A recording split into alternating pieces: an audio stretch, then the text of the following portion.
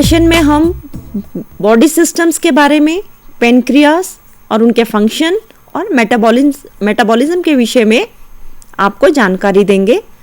हमारे साथ हमारे जो स्पीकर एक्सपर्ट हैं डॉक्टर विजय राय और डॉक्टर नागेंद्र।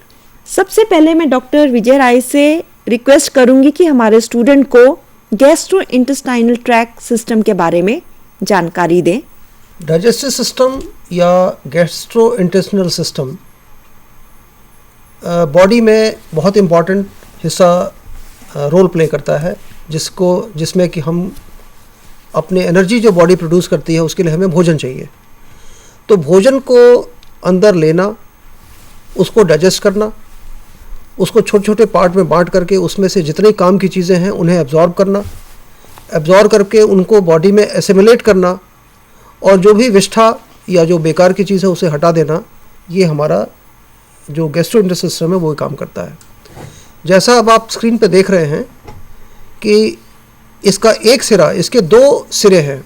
सबसे ऊपर का सिरा जो है, जो आपका मुंह है, मुंह से खाना जाता है और अंदर उसके जीभ या टंग है जो खाने को हिलाती है, चबाने में आपकी मदद करती है।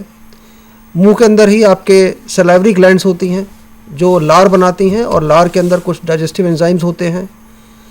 इसके अलावा मुंह के अंदर टेस्ट बड्स होती हैं जिन्हें आपको खाने का टेस्ट पता चलता है और वो टेस्ट आपके ब्रेन को सिग्नल देता है, जिसकी वजह से अंदर बहुत सारे और डाइजेस्टिव एंजाइम्स बॉडी में पहले ही सिक्रीट होने शुरू हो जाते हैं खाना आने से पहले, जिससे जैसे ही खाना पहुंचे तो उसको डाइजेस्ट करें।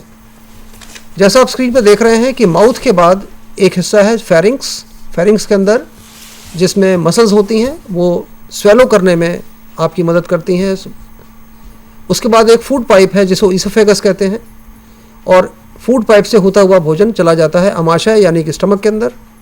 वहाँ पे एसिड होता है और उसमें कुछ एंजाइम्स होते हैं जो कि बेसिकली जितने भी आने वाले बैक्टीरिया खाने में अगर जो पड़े रहते हैं उनको वो डिस्ट्रॉय कर देते हैं और उसको अच्छे से कुछ घंटे के करीब खाना स्टमक में रहता है। उसके बाद वो आगे जाता है और आंतों का जो पहला हिस्सा जिसे ड्यूडेनम कहते हैं, वो ड्यूडेनम के अंदर डाइजेस्टिव एंजाइम्स आते हैं, जिसमें सबसे मुख्य होते हैं लिवर से आने वाले एंजाइम और पेनक्रियास से आने वाले एंजाइम्स। ये डाइजेशन इंटेस्टाइन के पहले हिस्से में शुरू होता है और आगे चल कर के कंटिन्यू होता रहता है। स्मॉल इंटेस्टाइन जो है जब आगे आती है उसके अंदर जो प्रोटीन और जो आपके कार्बोहाइड्रेट्स उनकी एब्जॉर्प्शन कंप्लीट हो जाती है और जब ये डाइजेशन पूरा हो जाता है तो वहाँ से वो जो भी अंदर के कंटेंट्स हैं वो लार्ज इंटेस्टाइन में चले जाते हैं, जहाँ वाटर या लवण जितने भी होते हैं उनको एब्जॉर्ब कर लिया जाता है और विष्ठा यानी कि स्टूल अल्टीमेटली लोअर एंड से बाहर चली जाती है। संक्षेप में ये हमारी संरचना है गैस्ट्रोइंटेस्टाइनल ट्रैक्ट की और इससे जुड़े हुए दो मैंने मुख्य आपको बात बताई, लिवर यानी कि यकृत और पेनक्रियास यानी कि अग्न्याशय। ये दो ऐसी बड़ी ग्रंथियां हैं जो इस ट्रैक्ट से जुड़ी हुई हैं, जो इसके अंदर एंजाइम ऐड करती हैं, हार्मोन्स ऐड करती हैं और डाइजेशन अगर आपका सही है तो आपके शरीर को वार्म रखने के लिए जितने भी केमिकल रिएक्शंस हैं उनके लिए जो एनर्जी रिक्वायर्ड है एनर्जी प्रोड्यूस करने के लिए ये ट्रैक्ट काम करता है। इसका मतलब है डॉक्टर साहब जो आपने हमें अभी बताया कि फूड कैसे डाइजेस्ट होता है, इसके बेसिक 4 स्टेप्स हुए हमारे जी। Ingestion, digestion, absorption and excretion. जी बिल्कुल। ये स्टेप्स अगर आप देखें कि हमारा गैस्ट्रोइंटेस्टाइनल और डाइजेस्टिव सिस्टम किस प्रकार से काम करता है, ये सिस्टम जानना क्यों ज़रूरी है, क्योंकि आप देखेंगे कि इसमें डायबिटीज़ से रिलेटेड क्या कॉम्प्लिकेशन डॉक्टर साहब इस सिस्टम से हो सकती है पेशेंट को फ्यूचर में, क्यों ये जानना ज़रूरी है कम्युनिटी हेल्थ वर्कर के लिए? देखिए, इसमें मैंने अग्न्याशय का यानी कि पेनक्रियास का नाम लिया जी। पेनक्रियास के जो सिक्रीशंस हैं जी वो न सिर्फ डाइजेशन में काम आते हैं जी, बल्कि उससे निकलने वाले हार्मोन जो है वो हमारे शरीर के अंदर शुगर का जो मेटाबॉलिज्म है उसके अंदर या कार्बोहाइड्रेट मेटाबॉलिज्म में काम आते हैं। उसके बारे में डिटेल हम अभी आपको डिस्कस करेंगे इसके बारे में। डॉक्टर नागेंद्र से मैं रिक्वेस्ट करूंगी कि वो हमारे स्टूडेंट्स को पेनक्रियास के बारे में और पेनक्रियास के फंक्शंस के बारे में थोड़ा सा बताएं। जैसा डॉक्टर विजय राय ने बताया कि पेनक्रियाज एक बहुत इम्पॉर्टेंट स्ट्रक्चर है गैस्ट्रो इंटेस्टाइनल सिस्टम का। ये इसके दो फंक्शंस होते हैं मेनली हार्मोनल में वो इंसुलिन प्रोड्यूस करता है, सोमेटोस्टेटिन प्रोड्यूस करता है, ग्लूकागॉन प्रोड्यूस करता है, पैनक्रेटिक पॉलीपेप्टाइड प्रोड्यूस करता है। उनके फंक्शन हम डिटेल में अभी आपको बताएंगे। उसके अलावा डाइजेस्टिव एंजाइम्स प्रोड्यूस करता है। डाइजेस्टिव एंजाइम्स ये mainly second part of duodenum में थ्रू पैनक्रेटिक डक्ट सिक्रीट होता है और ये एब्जॉर्प्शन में हेल्प करता है। जैसा कि मैं इस पिक्चर के हिसाब से दिखाना चाहूँगा कि पेनक्रियास मेनली स्टमक के पीछे वाला पोर्शन है। On the right side it is attached with the second part of duodenum and on the tail side of pancreas is attached with the spleen and its main function is as already told by me. It's had two type of tissues, exocrine and endocrine. Exocrines are that type of tissue which secretes hormone in the duct, and endocrine are those type of tissues which secrete hormones directly into the blood. Doctor साहब, इससे पहले कि हम islet और Langerhans पे जाएं, एक बार doctor राय से मैं रिक्वेस्ट करूंगी कि इनको फंक्शंस एक बार आप थोड़े हाईलाइट फिर से कर देंगे पेनक्रियास के। जैसा डॉक्टर नागेंद्र ने बताया कि पेनक्रियास में जो एक्सोक्रीन फंक्शन है वो डाइजेशन के काम आता है, जिसके बारे में मैंने हल्का सा जिक्र किया था जी। और पेनक्रियाटिक एंजाइम्स जो हैं ख़ास तौर से आपके फ़ैट के मेटाबॉलिज्म में, फ़ैट के डाइजेशन में काम आते हैं, प्रोटीन के मेटाबॉलिज्म में काम आते हैं। पेनक्रियाटिक एमाइलेज है जो कार्बोहाइड्रेट्स के डाइजेशन में काम आता है। और डाइजेशन का मतलब ये है कि प्रोटीन को हम उसकी बेसिक यूनिट में तोड़ देते हैं जिसको अमीनो एसिड्स कहते हैं। फैट्स को तोड़ देते हैं डाइजेशन के ज़रिए ट्राइग्लिसराइड्स के अंदर जो कि उसकी बेसिक यूनिट है। और कार्बोहाइड्रेट्स यानी कि स्टार्च को तोड़ देते हैं मोनोसैकेराइड्स के अंदर जो उसकी बेसिक यूनिट है। और ये है एक्सोक्रीन फंक्शन। एंडोक्रीन फंक्शन, उसमें जैसा डॉक्टर नागेंद्र ने बताया कि 3 मुख्य एंजाइम हैं जी। सबसे इंपॉर्टेंट है इंसुलिन या जिसकी की कमी की वजह से डायबिटीज़ होती है। और दूसरा है ग्लूकागॉन, वो भी इंसुलिन के साथ ही काफ़ी एक्टिवली काम करता है डायबिटीज़ या शुगर के कंट्रोल के अंदर। और तीसरा है सोमेटोस्टेटिन जो इन दोनों की रिलीज़ को कंट्रोल करता है। बाकी माइनर हार्मोन्स हैं जिनके फंक्शंस अभी इतने क्लियर नहीं है, लेकिन ये 3 मुख्य जो है मैं चाहूँगा इनको जानना जरूरी है के बारे में। मैं कल अभी हम थोड़ी देर में इसके विषय में थोड़ा और डिटेल में स्टूडेंट्स को बताएंगे। अब मैं डॉक्टर नागेंद्र से रिक्वेस्ट करूंगी कि आइसलेट और लैंगरहैंस के विषय में बताएं और उसका क्या रिलेशन है डायबिटीज मेलाइटिस के साथ। आइसलेट्स ऑफ लैंगरहैंस ये मेनली इंसुलिन प्रोड्यूसिंग सेल्स हैं। They are more common toward the tail side. Mainly जो पेनक्रियास की टेल वाला पोर्शन होता है वहाँ पर ज़्यादा होते हैं और इनकी they are around 1 to 2 million in one pancreas. इसमें बहुत तरह के सेल्स होते हैं, अल्फा, बीटा, डेल्टा। अलग अलग सेल अलग अलग तरीके के हार्मोन प्रोड्यूस करते हैं। जैसा आप ग्राफ में देख सकते हैं कि अल्फा सेल्स होते हैं वो 25% of total islets of Langerhans को का वो 25% वो होते हैं। और alpha cells mainly glucagon secrete करते हैं और ग्लूकागॉन ब्लड शुगर लेवल को इंक्रीज करने के काम आता है। जो बीटा सेल्स होते हैं जो 60% of total islets of Langerhans होते हैं वो मेनली इंसुलिन सिक्रीट करते हैं। इंसुलिन का मेन काम है ब्लड शुगर लेवल को नीचे रखने का। उसके बाद थर्ड टाइप ऑफ सेल होते हैं डेल्टा सेल, वो around 10% of total islets of Langerhans होते हैं। They use to secrete somatostatin.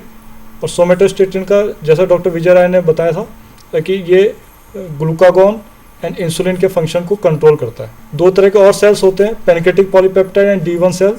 वो केवल 5% ही होते हैं टोटल सेल्स के। ये मेनली डाइजेशन में काम आते हैं। आइलेट्स ऑफ लैंगरहैंस में कंपोजिशन में जो आइलेट्स होते हैं ये this are group of cells. उसमें मेनली बीटा सेल्स होते हैं, वो सेंटर में होते हैं and beta cells are surrounded by alpha and delta cells. Doctor Rai, आप कुछ ऐड करना चाहेंगे इसके विषय में? स्टूडेंट्स को अप्रिशिएट करना होगा कि पेनक्रियास एक्चुअली स्टमक यानी अमाशय के पीछे छुपा होता है। अगर सामने से देखेंगे तो ये दिखाई नहीं पड़ता है। इसके अंदर अच्छी खासी ब्लड सप्लाई होती है।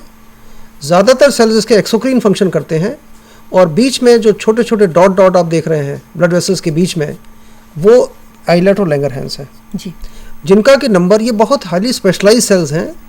और जब एक बच्चा पैदा होता है तो उसमें जितने सेल्स होते हैं वो एक तरह से जेनेटिकली डिटरमिन्ड होते हैं। अच्छा। जो फैमिली हिस्ट्री कही गई है कि डायबिटीज़ में फैमिली हिस्ट्री कैसे काम करती है, जिन लोगों को फैमिली हिस्ट्री होती है उन लोगों के अंदर आइलर लैंगरहैंस में सेल्स कम हो सकते हैं, अच्छा, और या वक्त के साथ साथ उनकी डिस्ट्रक्शन या ज़्यादा होती है, वो फास्ट होती है। फास्ट। इसमें देखिए कि आइलर और लैंगरहैंस जो बीच में दिखाया गया है, जिसमें ब्लू कलर के जो सेल्स हैं वो बीटा सेल्स हैं जो इंसुलिन बनाते हैं, और इसी तरह उनका नंबर ज़्यादा है, सबसे ज़्यादा। अल्फ़ा सेल्स जो हैं जो ग्लूकागॉन बनाते हैं वो आपको दिख रहे हैं इसमें ब्राउन कलर के। तो ये एक तरह से ये डायग्रामेटिक रिप्रेजेंटेशन है, लेकिन ये स्ट्रक्चर समझने में, बेसिक कॉन्सेप्ट समझने में स्टूडेंट्स के काम आएगी। स्टूडेंट्स के लिए ये ज़्यादा ज़रूरी है कि उनको पेनक्रियास का कॉन्सेप्ट समझ आ जाए, और क्यों उनको सेल्स के विषय में हम बता रहे हैं, क्योंकि उसका रिलेशन है इंसुलिन के साथ, रिलीज के साथ। जीवन साइंटिस्ट लोगों के लिए हमेशा एक रहस्य रहा है। ये शरीर जो है, जो इतने बड़े इतने सारे सेल्स हैं, ये कैसे काम करता है, कैसे जीवन है क्या, और मूलभूत सिद्धांत जो जीवन का है कि जीवन के लिए आपको एनर्जी प्रोड्यूस करनी है। एनर्जी हम जो चीज़ खाते हैं, खाने के बाद जब हम उसको ब्रेक करते हैं मॉलिक्यूलर लेवल पर, उससे एक एनर्जी रिलीज होती है। तो मेटाबॉलिज्म का अगर मैं कहूँ कि प्रमुख हिस्सा जो है मेटाबॉलिज्म का, वो एनर्जी प्रोडक्शन में जाता है। इसके अलावा शरीर में जितने भी रिलेटेड फंक्शंस हैं, चाहे वो आपका बॉडी बिल्डिंग है, चाहे आपके मसल्स का एक्शन है, चाहे आपकी बोन की ग्रोथ है, हर एक चीज़ के पीछे एक केमिस्ट्री काम करती है। सारी की सारी चीज़ें केमिकल रिएक्शंस से डायरेक्ट होती हैं, और इन केमिकल रिएक्शंस को कंट्रोल करने के लिए एंजाइम्स जो हैं, जो बेसिकली प्रोटीन्स होते हैं स्पेशल किस्म के, वो एंजाइम्स इसको चलाते हैं, और इस सारी प्रक्रिया को हम मेटाबॉलिज्म कहते हैं। और जैसा मैं आपको बता रहा था कि मेटाबॉलिज्म की दो दिशाएं हैं, मैं वैरायटी नहीं कहूँगा, दो दिशाएं हैं। मेटाबॉलिज्म जो नॉर्मल मेटाबॉलिज्म है वो पॉजिटिव होता है, एनाबॉलिक होता है। बच्चा ग्रो करता है क्योंकि उसका एनाबॉलिक मेटाबॉलिज्म स्ट्रांग होता है, फास्ट होता है। लेकिन जब हम बीमार पड़ते हैं या जब बीमारी हमें टेक ओवर कर लेती है, तो वही मेटाबॉलिज्म का प्रोसेस रिवर्स हो जाता है, नेगेटिव हो जाता है, उसे हम कैटाबॉलिज्म कहते हैं। डायबिटीज़ एक कैटाबॉलिक स्टेट है। डायबिटीज़ के अंदर अगर हम उसको कंट्रोल ना करें, उसकी वजह से शरीर में मान लीजिए एसीटोन बनने लग जाए जी, या और बाकी सिस्टम्स हमारे काम ना करें, तो ये सारी की सारी प्रक्रिया रिवर्स हो जाती है, मेटाबॉलिज्म कैटाबॉलिक हो जाता है।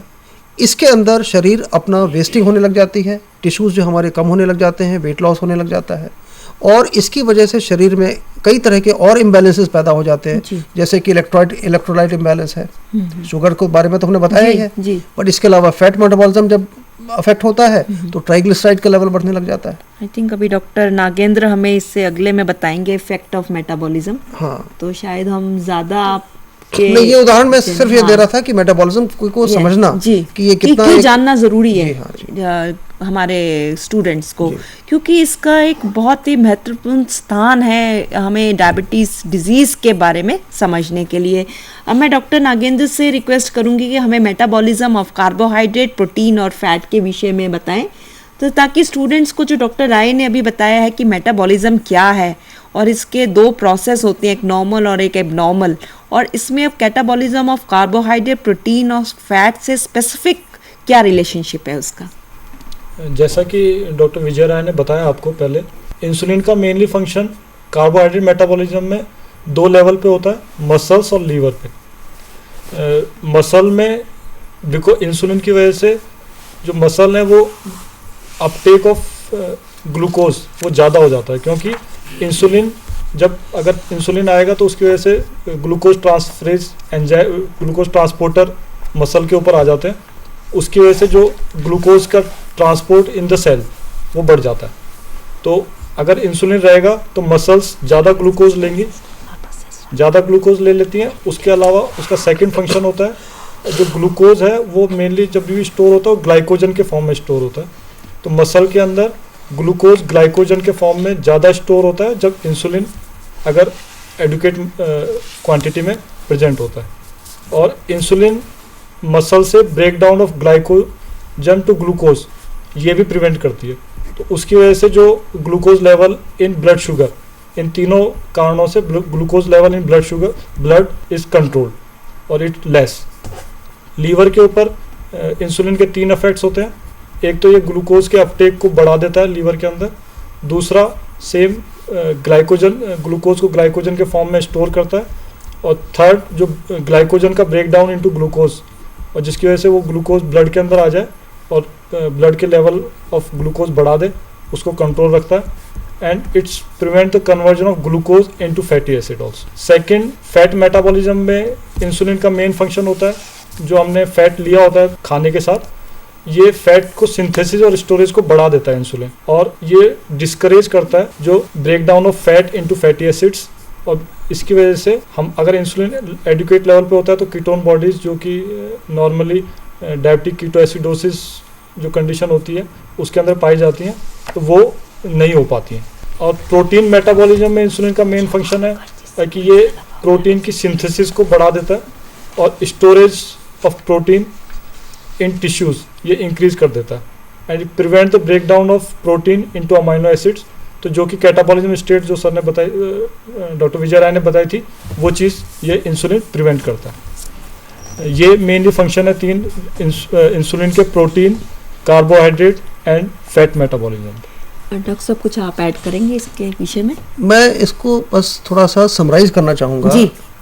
हो सकता है कि हमारे स्टूडेंट्स को थोड़ा सा कॉम्प्लेक्स लगा हो सुन हाँ, करके, थोड़ा सा, क्योंकि थोड़ा टेक्निकल चीजें जी हैं हाँ, जी इसमें। हाँ। मोटी सी बात यह है कि इंसुलिन वो हार्मोन है जो ब्लड में आने वाली शुगर को टिश्यूज में जाने के लिए एनकरेज करता है, जी, जिसकी वजह से ब्लड का शुगर लेवल कम होगा, और वो शुगर जो टिश्यूज में जाएगी तो एक तो उसका इस्तेमाल एनर्जी प्रोड्यूस करने में बढ़ाता है, दूसरा कि जो बच जाता है, जो एक्स्ट्रा शुगर बच जाती है, उसको ग्लाइकोजन में कन्वर्ट कर देता है। जी।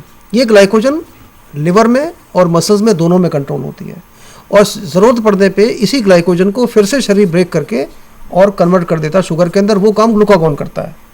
तो इंसुलिन और ग्लूकागॉन अगर आप देखेंगे एक ही सिक्के के दो पहलू हैं, दोनों देखने में रिवर्स काम करते हैं, बट सच्चाई में दोनों मिल के काम करते हैं, जिससे शरीर को जैसी ज़रूरत होती है, जी, जब हम खाना खा रहे हैं, उसको डाइजेस्ट कर रहे हैं, तो ग्लूकोज को हमें स्टोर करना है। जी, स्टोर करने का काम में इंसुलिन मदद करता है, ग्लूकागॉन उसे खर्च करने में मदद करता है। और सोमेटोस्टैटिन कब कौन सा हार्मोन कितना रिलीज होगा, नहीं होगा, ये सोमेटोस्टैटिन तय करता है। तो आप ये देखें कि बॉडी कितने सफाई से इन तीनों हार्मोन्स का इस्तेमाल करते हुए और बड़ी प्रिसीजन के साथ इनको शुगर मेटाबॉलिज्म को कंट्रोल करती है, फैट मेटाबॉलिज्म को कंट्रोल करती है, और प्रोटीन मेटाबॉलिज्म को कंट्रोल करती है, और उसके लिए तीन हार्मोन काम आते हैं। तो अभी हमारे स्टूडेंट्स ने जाना कि पैनक्रियास क्या है, उसके फंक्शंस क्या हैं, मेटाबॉलिज्म क्या है, मेटाबॉलिज्म ऑफ कार्बोहाइड्रेट, प्रोटीन और फैट कैसे होता है, और तीन हार्मोन्स का इसमें क्या रोल है। अब मैं डॉक्टर राय से रिक्वेस्ट करूंगी कि हमें बाकी सिस्टम्स के विषय में भी वो हमें थोड़ा सा बताएं, ताकि स्टूडेंट्स को जानकारी हो कि बाकी सिस्टम भी कैसे फंक्शन करते हैं। सेंट्रल नर्वस सिस्टम के मुख्यतः तीन हिस्से होते हैं, जिसमें एक हमारा सेंट्रल नर्वस सिस्टम है, एक पेरिफेरल नर्वस सिस्टम है, और एक ऑटोनॉमिक नर्वस सिस्टम है। जैसा आप स्क्रीन पे देख रहे हैं, सबसे ऊपर की तरफ आपको ब्रेन और स्पाइनल कॉर्ड दिखाई पड़ रही है, और ब्रेन जो है हमारे हायर फंक्शंस को कंट्रोल करता है, जिसमें हमारा सोचना है, मेमोरी है, इंटेलिजेंस है, एनालिटिकल स्किल्स हैं, लैंग्वेज है। ये सारे के सारे सबसे ऊपर जो कॉर्टेक्स देख रहे हैं गुलाबी रंग की, वो आपका सिस्टम वहाँ से कंट्रोल होता है। और कॉर्टेक्स के नीचे जो स्ट्रक्चर है और स्पाइनल कॉर्ड के बीच में, इसे मिड ब्रेन भी कहा जाता है। और मिड ब्रेन हमारे वाइटल फंक्शन जो शरीर के हैं उन्हें कंट्रोल करता है, जिसमें आपका रेस्पिरेशन है, ब्लड प्रेशर है, कॉन्शियसनेस है, ये सारे आपके मिड ब्रेन लेवल पे कंट्रोल होते हैं। और उसके नीचे स्पाइनल कॉर्ड है। स्पाइनल कॉर्ड आप जैसा देख रहे हैं, ये प्रोटेक्शन के लिए एक वर्टिब्रल कॉलम के बीच में अंदर है। स्पाइनल कॉर्ड वाइट कलर की होती है, इसको डायग्रामेटिक प्रेजेंटेशन के लिए आपको ब्राउनिश दिखाया गया है। ये सॉफ्ट होती है और बोन के बीच में स्थित होती है। इसके दोनों साइड से नर्व्स निकलती हैं। तो अगला सिस्टम जो हमारा है वो पेरिफेरल नर्व्स का होता है। पेरिफेरल नर्व्स हमारे सारे मस्कुलोस्केलेटल सिस्टम को कंट्रोल करती हैं, यानी कि मसल का एक्शन, मूवमेंट, लोकोमोशन, चलना फिरना, ये सारी की सारी चीज़ें पेरिफेरल नर्व्स कंट्रोल करती हैं। ऑटोनॉमिक नर्वस सिस्टम जो बेसिकली हमारे शरीर के अंदर हार्ट का रेट, ब्लड प्रेशर, ऐसे सिस्टम जो शरीर में ऑटोमेटिक चलते रहते हैं, जिन्हें हम कंट्रोल नहीं करते हैं, जिसमें रेस्पिरेशन है, आपके मैंने बताया ब्लड प्रेशर है, और आपके आंतों का फंक्शन है, ये सारे सिस्टम जो है ऑटोनॉमिक नर्वस सिस्टम का पार्ट है। ऑटोनॉमिक नर्वस सिस्टम बेसिकली दो पार्ट में रहता है, पैरासिम्पैथेटिक और सिंपैथेटिक। पैरासिम्पैथेटिक सिस्टम को हम कोलिनर्जिक सिस्टम भी कहते हैं। ये वेगस नर्व या ब्रेन से शुरू होता है, वेगस नर्व के ज़रिए इसके चैनल्स आती हैं और वो पेरिफेरल नर्व्स के ज़रिए हर जगह चली जाती हैं। और सिंपैथेटिक नर्वस सिस्टम जो होता है वो सिंपैथेटिक चैनल एक होती है जो कि स्पाइनल कॉर्ड के आसपास एक नेटवर्क के रूप में चलती है। और इसके अलावा एड्रिनल ग्लैंड होती है जो एक एड्रेनलिन नाम का हार्मोन बनाती है, एपिनेफ्रिन भी कहते हैं, नॉरएपिनेफ्रिन कहते हैं, दो हार्मोन होते हैं। ये हमारा सिंपैथेटिक नर्वस सिस्टम का पार्ट होते हैं। डायबिटीज़ के अंदर हमारा नर्वस सिस्टम अगर हम ट्रीट ना करें तो हमारी पेरिफेरल नर्व्स जो हैं हाई शुगर की वजह से धीरे धीरे ख़त्म होने लग जाती हैं और उसकी वजह से जो सेंसेशन है, सेंसरी कैपेबिलिटीज़ हमारी हैं कम हो जाती हैं, ख़ासतौर से पेरिफेरी में। जैसे पैरों के अंदर पता न चलना कि सेंसेशन ख़त्म हो गई, हाथों की उंगलियों में सेंसेशन ख़त्म हो गई, ये इफ़ेक्ट जो है हमारे आते हैं डायबिटीज़ में। सेंट्रल नर्वस सिस्टम के बाद में इसी से जुड़ा हुआ मस्कुलोस्केलेटल सिस्टम दिखाना चाहूँगा। आप देखिए स्क्रीन के अंदर कि सारा का सारा स्केलेटन आपका तरह तरह की मसल से जुड़ा हुआ है। पूरी की पूरी बॉडी अल्टीमेटली इन मसल्स के ज़रिए ही मूव करती है, अपने सारे काम करती है। इन सारी एक्टिविटीज़ को मोटर एक्टिविटीज़ कहते हैं। हर मसल के अंदर एक मोटर नर्व होती है और एक सेंसरी नर्व होती है। मोटर नर्व जब भी हमें कोई एक्शन करना होता है ब्रेन को, तो मोटर नर्व जब उसको सिग्नल देती है, इलेक्ट्रिकल सिग्नल, तब उसके बाद वो मसल कॉन्ट्रैक्ट करती है। और ये एक चेन है जो स्पाइनल कॉर्ड के लेवल पे एक रिफ्लेक्स होता है, जिसको स्पाइनल लेवल रिफ्लेक्स या स्पाइनल कॉर्ड रिफ्लेक्स भी कहते हैं। कि अगर कोई चीज़ अचानक आपको पिन चुभ जाए तो आप देखते हैं कि बिना आपके ब्रेन के सोचे अचानक आप एकदम से उसको रिफ्लेक्ट हो जाता है। हाँ, इन चीज़ों को रिफ्लेक्स कहते हैं। ये रिफ्लेक्स में एक उसका न्यूरोलॉजिकल पार्ट है या नर्व का पार्ट है और दूसरा पार्ट उसका मसल्स का पार्ट है। मस्कुलोस्केलेटल सिस्टम के बाद मैं आईज़ को चाहूँगा कि यहाँ थोड़ा सा ध्यान देना चाहूँगा कि आँखें जो हैं ये भी अपने आप में कंप्लीट सिस्टम है जी। बहुत ही स्पेशलाइज सिस्टम है जिसके ज़रिए हम देखते हैं। स्क्रीन पे आपको देखिए कि आँख का एक 3 डायमेंशनल स्कीमेटिक डायग्रामेटिक एक प्रेजेंटेशन दी गई है, जिसके सबसे आगे बाईं तरफ जो हिस्सा ब्लैक कलर का देख रहे हैं वो आपका आइरिस है, जो आँख का काला वाला हिस्सा है। उसके बीच में जो सफ़ेद जगह देख रहे हैं वो उसका प्यूपिल है।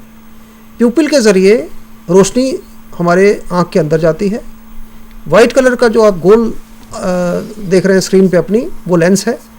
लेंस इन लाइट की रेज़ को फोकस करता है और ठीक पीछे आप देखिए एक गोल सा हिस्सा दिख रहा है जो मैकुला कहलाता है। मैकुला वो हिस्सा है जहां आपको सबसे शार्प विजन दिखाई पड़ता है। तो देखने का काम यानी कि आँख करती है, लेकिन क्या इमेज आपने देखी और उसको क्या समझा, आप कैसे आपने रिलेट किया, ये काम ब्रेन करता है। तो आँख के 2 हिस्से हो गए, एक हिस्सा ब्रेन के अंदर है और एक हिस्सा आई के अंदर एज एन ऑर्गन है। डॉक्टर साहब, इसका अफेक्ट भी डायबिटीज़ पे भी हमने जैसे पहले भी डिस्कस किया था कि आई एग्जामिनेशन के बारे में। हाँ, देखिए डायबिटीज़ में 2 मुख्य इफेक्ट होते हैं। अगले हिस्से में जहाँ लेंस देख रहे हैं, अगर डायबिटीज़ में पाया गया है कि अक्सर कम उम्र में कैटरेक्ट शुरू हो जाती है। लेंस यानी कि जो नॉर्मली ट्रांसपेरेंट होता है, पारदर्शी होता है, वो लेंस ओपेक होने लग जाता है, उसे हम सफ़ेद मोतिया कहते हैं।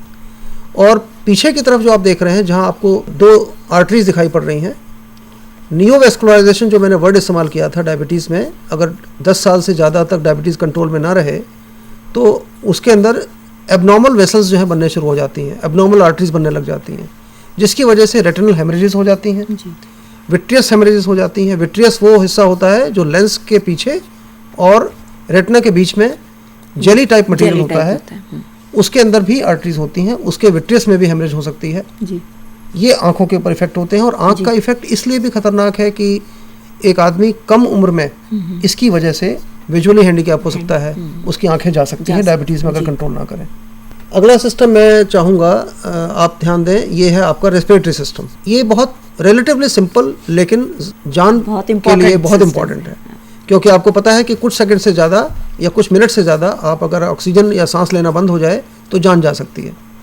इसमें 2 लंग्स हैं, प्राइमरी जो ऑर्गन्स हैं वो 2 लंग्स हैं हमारे, और वो लंग्स दोनों बाहर के एटमॉस्फेयर से ट्रेकिया के ज़रिए कनेक्टेड है। आप देख रहे हैं बीच में ब्राउन कलर की गले के नीचे ब्राउन कलर की ट्रेकिया है, उसके ऊपर फेरिंग्स है, मुंह है और नाक है। लंग्स जो हैं उनके अंदर ब्रांचिंग हो रखी है और लंग्स में एक तो एयर पैसेजेस हैं और दूसरे एल्वोलाई हैं। एल्वोलाई जो सबसे पेरिफेरल हिस्सा है लंग्स का वो एल्वोलस है। एल्वोलस एक कैविटी है जिसके चारों तरफ एक बारीक मेम्ब्रेन है। उस मेम्ब्रेन में आर्टरीज और कैपिलरीज आती हैं और उसमें जो ब्लड आता है उसमें ऑक्सीजन और कार्बन डाइऑक्साइड का एक्सचेंज होता है, और उस एक्सचेंज को जो मेम्ब्रेन काम करती है उसे हम इंटरस्टिशियल मेम्ब्रेन भी कहते हैं। तो रेस्पिरेशन का मुख्य हिस्सा सिर्फ हवा का जाना नहीं है, उस हवा का हमारे ब्लड से उसका एक्सचेंज होना, उस ऑक्सीजन का सारे टिश्यूज़ में जाना और उन टिश्यूज़ में उस ऑक्सीजन के द्वारा एनर्जी प्रोड्यूस करना, उस एनर्जी के बाद उसमें से कार्बन डाइऑक्साइड का बनना और ब्लड सर्कुलेशन के ज़रिए उस कार्बन डाइऑक्साइड का वापस लौट के आना, ये सारी चीज़ें रेस्पिरेशन का हिस्सा है। यानी कि रेस्पिरेशन और सांस लेने में, यानी कि ब्रीदिंग में और रेस्पिरेशन में फ़र्क एक हमारे हिसाब से स्टूडेंट्स को समझना होगा। रेस्पिरेशन एक ब्रॉड प्रक्रिया है जिसके अंदर सब चीज़ कवर्ड है, जबकि ब्रीदिंग में सिर्फ मैकेनिकल पार्ट ऑफ जो रेस्पिरेशन है वो ब्रीदिंग है। मैं इसी से जुड़ा हुआ सर्कुलेटरी सिस्टम अब मैं आपको बताना चाहूँगा।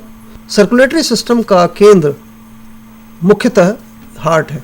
हार्ट एक पंप की तरह काम करता है और इसमें जैसा आप देख रहे हैं इसमें आपको 4 चेंबर होते हैं। डार्क ग्रे कलर में नीचे की तरफ जो आप देख रहे हैं वो वेंट्रिकल्स हैं और वेंट्रिकल्स के ऊपर आपको 2 एट्रियम दिखाई पड़ रहे हैं, राइट एट्रियम और लेफ्ट एट्रियम। और इन दोनों के बीच में आप देख रहे हैं राइट और लेफ्ट जो दोनों हाफ्स हैं वो डिवाइडेड हैं। उनके बीच में एक पिंक कलर का सेप्टम दिखाई पड़ रहा है आपको, जिसको वेंट्रिकुलर सेप्टम कहते हैं। लेफ्ट साइड ऑफ हार्ट से एओर्टा निकल रही है जो आपकी डायग्राम में रेड कलर की दिखाई पड़ रही है आपको, और एओर्टा जो है वो है जो लेफ्ट साइड ऑफ हार्ट से, लेफ्ट वेंट्रिकल से फ्रेश ब्लड लेकर के और पूरी बॉडी में सप्लाई करती है। और पूरी बॉडी से जब वो ब्लड सप्लाई हो जाता है तो जब वो वापस आता है तो इन्फीरियर वेना कावा जो है, जो बड़ी वेन होती है हमारी, वो उसको लेकर के और राइट एट्रियम में आती है और राइट एट्रियम से वो होकर के और राइट वेंट्रिकल में आती है। और राइट वेंट्रिकल जब उसको पंप करता है तो आप देख रहे हैं लाइट पिंक कलर की आपको पल्मोनरी आर्टरी दिखाई पड़ रही है। ये पल्मोनरी आर्टरी इस ब्लड में जिसमें कार्बन डाइऑक्साइड ज़्यादा है, ऑक्सीजन कम है, इसको लेकर लंग्स में जाती है। और पल्मोनरी आर्टरी जो ब्लड ले जाती है, लंग्स उसको ऑक्सीजनेट करते हैं। ऑक्सीजनेट करने के बाद वो फिर उसको वापस ले आते हैं लेफ्ट एट्रियम के अंदर पल्मोनरी वेन्स के ज़रिए। और लेफ्ट एट्रियम में जो ब्लड आता है, साफ ब्लड या ऑक्सीजनेटेड ब्लड, उसी को ही फिर एओर्टा से पंप कर दिया जाता है। तो आपने देखा कि बेसिकली हार्ट क्या कर रहा है, ब्लड को पंप कर रहा है, लेकिन साथ ही साथ वो ऑक्सीजनेटेड ब्लड और डीऑक्सीजनेटेड ब्लड को पैरेलली अलग अलग चला रहा है, दोनों को मिक्स नहीं होने दे रहा है। अगर मिक्सिंग हो जाती है तो बीमारी की पहचान है। डायबिटीज़ के अंदर प्रॉब्लम हार्ट में भी आती है क्योंकि हार्ट की जो अपनी ब्लड सप्लाई है उसके अंदर अगर प्लाक्स जमने लग जाते हैं आर्टरीज के अंदर, कॉरोनरी आर्टरीज में, तो हार्ट अटैक की समस्या बन सकती है, जिसको हम कार्डियोवैस्कुलर हार्ट डिजीज कहते हैं। और दूसरी तरफ पेरिफेरल आर्टरीज में नियोवैस्कुलराइजेशन या एबनॉर्मल ब्लड वेसल्स बनते हैं, जिसकी वजह से बाकी ऑर्गन्स पे इफेक्ट पड़ता है। तो ये दोनों सिस्टम हमारे अफेक्ट होते हैं डायबिटीज़ के अंदर, क्योंकि दोनों रेस्पिरेटरी और कार्डियोवास्कुलर सिस्टम बहुत वाइटल सिस्टम है हमारी बॉडी के। इसलिए कम्युनिटी हेल्थ वर्कर को ये देखना है कि कोई भी डायबिटिक पेशेंट है उसको जहाँ तक हो सके कॉम्प्लिकेशंस ना हो, उसके लिए जो अभी तक हमने आपको जानकारी दी है ये जानना आपके लिए भी बहुत ज़रूरी है कि सिस्टम कैसे काम करते हैं, हर सिस्टम कैसे उसका अफेक्ट बॉडी में एज अ होल हो सकता है। अब आपको मैं रीनल सिस्टम के बारे में बताता हूँ। 2 आर्टरीज हैं, ये आप देखिए कि आपको 2 किडनीज दिखाई पड़ रही हैं, राइट किडनी और लेफ्ट किडनी, और दोनों किडनीज को ब्लड सप्लाई आ रही है एओर्टा से। और जो इन्फीरियर वेना केवा है जो ब्लू कलर की दिख रही है आपको, ये वेन है, मेजर वेन, इसके अंदर ब्लड वापस जा रहा है। यानी कि पूरी बॉडी का ब्लड एओर्टा के ज़रिए किडनीज में आता है और किडनीज उस सारे ब्लड को फिल्टर का काम करती हैं। यानी कि कंप्लीट फिल्ट्रेशन हमारी किडनीज में होती है और इसके ज़रिए जितने भी मेटाबॉलिज्म के हार्मफुल प्रोडक्ट्स हैं, जिसमें अमोनिया है या जिसके अंदर आपके कार्बोनेट्स हैं, आपके पीएच है यानी कि हाइड्रोजन आयंस हैं, किडनीज बहुत वाइटल रोल प्ले करती हैं कि मेटाबॉलिज्म से निकलने वाले जितने भी हार्मफुल पदार्थ हैं उनको वो आइसोलेट करती है, उनको वो यूरिन के अंदर कंसंट्रेट करके यूरिन बनाती है, और वो यूरिन आप देख रहे हैं कि दो धागे जैसी दो नलियाँ किडनी में से निकल रही हैं, इन्हें यूरेटर्स कहते हैं। ये यूरेटर्स किडनीज को लेकर के राइट और लेफ्ट, और नीचे यूरिनरी ब्लैडर दिख रहा है आपको, इन्वर्टेड फ्लास्क की तरह से जो ब्लैडर दिखाई पड़ रहा है, यूरिन इसमें आता है और यूरिन इसमें एक्युमुलेट होता है, इकट्ठा होता है। इसके नीचे जो यूरेथ्रा है जिससे यूरिन बाहर निकलता है, उसके नीचे एक वॉल्व होता है, उस वॉल्व को हम अपने वॉलंटरली कंट्रोल कर सकते हैं जी। तो जैसे ही ये यूरिनरी ब्लैडर फुल हो जाता है तो एक इंसान को पेशाब की हाजत होती है, और वो उसके बाद समय मिलने पर अपने आप यूरेथ्रा को कंट्रोल करके और यूरिन को बाहर कर देता है। इसमें डायबिटीज़ और यूरिनरी सिस्टम का रिलेशन थोड़ा सा डॉक्टर साहब आप एक्सप्लेन करेंगे? जी, डायबिटीज़ में आपको मालूम है सबसे पहली समस्या आती है कि शुगर का लेवल हाई हो जाता है। जी। बढ़ी हुई शुगर दो तरह से नुकसान करती है। इसकी वजह से ब्लड की ऑस्मोलैरिटी बढ़ जाती है। ऑस्मोलैरिटी होती है कि किसी भी सॉल्यूशन में कितना सॉल्यूट या कितना सॉल्ट किसी लिक्विड में है, ये डिसाइड करता है कि उसकी ऑस्मोलैरिटी कितनी है। शुगर क्योंकि हैवी होती है, ब्लड में जब उसकी मात्रा ज़्यादा हो जाती है ऑस्मोलैरिटी बढ़ जाती है। जी। जब ऑस्मोलैरिटी बढ़ जाती है तो ब्लड विसिड हो जाता है, थिक हो जाता है, पेशेंट को डिहाइड्रेशन महसूस होती है। किडनीज जो है जब ये ब्लड पहुंचता है तो किडनी के ऊपर भी इसका असर पड़ता है जी। और ओवरऑल इफेक्ट इसका यह है कि शरीर में आपका सोडियम और पोटेशियम मेटाबॉलिज्म उस पर असर पड़ता है, जिसको हम इलेक्ट्रोलाइट इम्बैलेंस कहते हैं। एसिडोसिस, यानी कि अगर डायबिटीज अनकंट्रोल रहती है तो एसीटोन पैदा होने लग जाती है। एसीटोन की वजह से हमारा ब्लड एसिडिक हो जाता है जी। तो जो पीएच रेगुलेटरी मैकेनिज्म है, जो किडनीज पीएच रेगुलेट करती हैं, वो भी इफेक्ट हो जाता है। और याद रहे कि अगर बॉडी हमारे एक सही पीएच और सही इलेक्ट्रोलाइट इम्बैलेंस और सही एटमॉस्फेयर में अगर ना काम करे तो कोई भी सिस्टम नहीं काम कर सकता है। तो इस प्रकार से डायबिटीज़ के ऊपर इसका असर पड़ने लग जाता है। अनकंट्रोल्ड डायबिटीज़ में किडनीज़ के ऊपर एक कंडीशन हो जाती है जिसको नेफ्रोपैथी कहते हैं जी, जिसका कि कारण वही है कि एबनॉर्मल ब्लड वेसल्स बनने लग जाते हैं, किडनी का फंक्शन असर करता है जी। और ब्लड में से प्रोटीन जो है वो उसमें से निकलना शुरू हो जाता है। तो जब भी किसी डायबिटीज़ के मरीज़ को अगर यूरिन में उसके प्रोटीन आने लग जाए, इसका मतलब ये अब डायबिटिक नेफ्रोपैथी की तरफ जा रहा है। इसीलिए यूरिन एल्ब्यूमिन हम बोलते हैं पेशेंट को चेक करने के लिए। जी हाँ जी, उसको चेक करना बहुत आसान है। और डायबिटीज़ के कंट्रोल में किडनीज़ का फंक्शन सही रखना एक बहुत बड़ा एम होता है डायबिटीज़ की ट्रीटमेंट का। जी, अपने स्क्रीन के लेफ्ट हैंड साइड पे ऊपर देखिए, एक जगह हमने मार्क किया हुआ है, एड्रिनल ग्लैंड बता रखा है। ये दोनों तरफ होती है, राइट एड्रिनल ग्लैंड और लेफ्ट एड्रिनल ग्लैंड। ये मैं आपको कुछ जगह बता रहा हूँ जहाँ बॉडी में एंडोक्रीन ग्लैंड्स मौजूद हैं। जी। एड्रिनल ग्लैंड जैसा इसका नाम बताता है, ये एड्रेनलिन और नॉर एड्रेनलिन नाम के हार्मोन्स जो है बनाती है, और ये दोनों हार्मोन्स हमारा ब्लड प्रेशर और हार्ट रेट कंट्रोल करने में हमारे काम आते हैं। ब्रेन में सबसे ऊपरी हिस्से में अगर आप गौर करेंगे तो एक जगह देखिए पिट्यूटरी ग्लैंड लिखा हुआ है हमने जी। ये पिट्यूटरी ग्लैंड जो है सबसे इम्पॉर्टेंट हार्मोन्स बनाती है, जो कि हमारे न सिर्फ ये खुद हार्मोन प्रोड्यूस करती है, ये इसमें ऐसे हार्मोन बनते हैं जो बाकी ग्रंथियों को भी कंट्रोल करते हैं। इनमें से एक और मुख्य ग्रंथि जो थायराइड है, जो गले में पाई जाती है, यहाँ दिखाई नहीं गई है, लेकिन गले में फ्रंट की तरफ ये थायराइड ग्लैंड होती है। और इसी थायराइड के साथ 9 तरह की छोटी जो है पैराथायराइड ग्लैंड्स होती हैं, जो कैल्शियम और फॉस्फेट मेटाबॉलिज्म के लिए काम आती हैं। और एक बच्चों में थाइमस ग्लैंड होती है जो बचपन में रहती है, जो कि बाद में धीरे धीरे गायब हो जाती है, वो भी गले के नीचे पाई जाती है। थाइमस जो है हमारे इम्यून सिस्टम को डेवलप करने के काम आती है। थायराइड ग्लैंड और पैराथायराइड ग्लैंड ये दोनों मिल करके बॉडी के सारे मेटाबॉलिज्म को कंट्रोल करती हैं, क्योंकि थायरोक्सिन जो हार्मोन है वो हर बॉडी के हर टिश्यू की मेंटेन करने के लिए काम आता है। इसलिए रिलेशनशिप है थायराइड और पैराथायराइड का मेटाबॉलिज्म के साथ भी। बिल्कुल। तो इसमें आप कोई संदेश देना चाहेंगे पर्टिकुलरली हमारे स्टूडेंट्स को, कि अब जो उन्होंने सिस्टम्स, हमने हर सिस्टम के विषय में आपने बहुत अच्छी तरह उन्हें डिटेल में समझाया है कि कैसे सिस्टम फंक्शन करता है, उसका आपस में रिलेशनशिप क्या है, तो आप कोई संदेश देना चाहेंगे स्पेशल इसके बारे में हमारे स्टूडेंट्स को? मैं चाहूँगा, ये मैंने बहुत संक्षेप में बताया है, बॉडी हमारी बहुत कॉम्प्लेक्स है, स्टूडेंट्स को जो चीज़ समझनी होगी वो ये है कि आप ये देखिए कि किस प्रकार से नेचर ने इस बॉडी को जो डिज़ाइन किया है, ये वाकई एक चमत्कार है जी, कि इतने सारे केमिकल रिएक्शंस को कंट्रोल कर रहे हैं। और कंट्रोल किससे कर रहे हैं? कुछ और छोटे केमिकल से कंट्रोल कर रहे हैं। और हम इतनी माइन्यूट मात्रा में, यानी कि नैनोग्राम्स की मात्रा में इनको रेगुलेट किया जाता है। T3 T4 लेवल्स जो हैं उनके बॉडी में माइक्रोन्स के अंदर हम उनको मेजर करते हैं।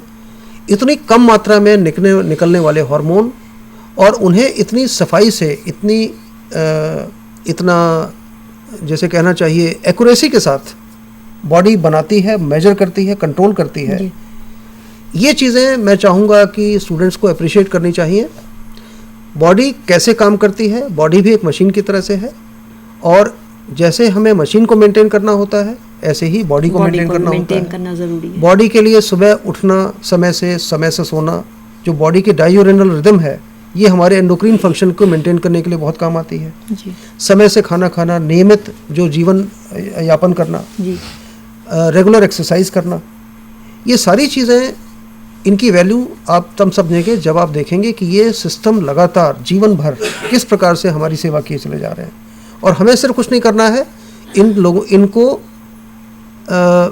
जो जितने भी हमारे पेशेंट्स, उनको बताना है कि इनकी क्या इंपॉर्टेंस है और किस तरह, कितनी आसानी से, कितने कम खर्चे के साथ ये इसको कर सकते हैं। ये मैसेज मैं देना चाहूँगा कि इतना कॉम्प्लेक्स सिस्टम को कंट्रोल करना बहुत आसान है। हाँ। सादा जीवन व्यतीत कीजिए, नियमित जीवन व्यतीत करिए, समय से खाइए, समय से सोइए, समय से उठिए। और यही मैसेज अगर वो घर में, परिवार में डायबिटीज़ के मरीज़ों को स्वस्थ रहने के लिए सबको संदेश देते हैं, तो मैं समझता हूँ कि हमारे कम्युनिटी वर्कर्स का रोल बहुत इम्पॉर्टेंट इसमें पाया जाएगा। धन्यवाद डॉक्टर साहब। स्टूडेंट्स को जिस सादगी से और जिस डिटेल में ना जाते हुए भी सारे सिस्टम्स के विषय में डॉक्टर नागेंद्र और डॉक्टर विजय राय ने बताया, मैं आप दोनों का शुक्रिया अदा करती हूँ इग्नू और स्कूल ऑफ हेल्थ साइंसेज की तरफ से कि आपने हमें समय दिया और हमारे स्टूडेंट्स को डायबिटीज़ के विषय में और सारे बॉडी सिस्टम्स के विषय में बताया, और किस तरह से बॉडी सिस्टम्स एक दूसरे के साथ जुड़े हुए हैं और उसका डायबिटीज़ से क्या रिलेशनशिप है और कैसे कॉम्प्लिकेशंस को बचाया जा सकता है। आशा करती हूँ कि स्टूडेंट्स को एक संक्षेप में एक पिक्चर मिल गई होगी कि हमें इस विषय में जानना क्यों ज़रूरी है। ये तो कई बार स्टूडेंट पूछते हैं कि हम बॉडी सिस्टम्स को क्यों जाने अगर हमें डायबिटीज़ पढ़ना है। तो एक कम्युनिटी हेल्थ वर्कर को आगे चलकर कैसे पेशेंट्स को भी समझाना है, मेरे ध्यान से डॉक्टर राय और डॉक्टर नागेंद्र ने हमें बहुत अच्छी तरह समझाया है कि हम भी as a worker, health worker, चाहे किसी भी, कहाँ भी, जहाँ भी हम काम करते हैं, पेशेंट को इस विषय में कैसे हम समझा सकते हैं, हर सिस्टम के विषय में, इवन डायबिटीज़ के रिलेशन के विषय में। आप सबको मैं धन्यवाद करती हूँ और आशा करती हूँ कि आप अब इस विषय को अच्छी तरह और समझ पाएंगे। धन्यवाद।